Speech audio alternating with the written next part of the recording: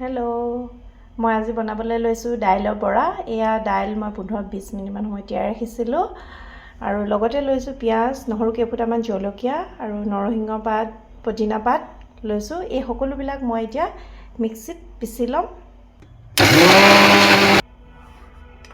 ইয়াত মই বেচন কেইচামুচমান দি ল'ম। ইয়াৰ পিছত দিম নিমখ, এয়া দিছোঁ হালধি, অলপমান দিলেও হ'ব। আৰু ইয়াত মই অলপমান ঘি মিলাই লৈছোঁ। ঘি মিলালে আচলতে খাবলৈ অলপ সোৱাদ হয়। এয়া মই সকলো মিশ্ৰণখিনি মিলাই ল'লোঁ ভালদৰে। এয়া এতিয়া মই তেল গৰম কৰি লৈছোঁ।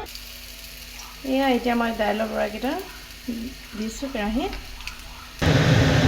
মই গেছটো অলপ সময় চিমত দি ভাজি আছোঁ। এয়া মোৰ দাইলৰ বৰাৰে দি এয়া আবেলি সময়ত চাহৰ লগত খাবলৈ বৰ সোৱাদ হয়।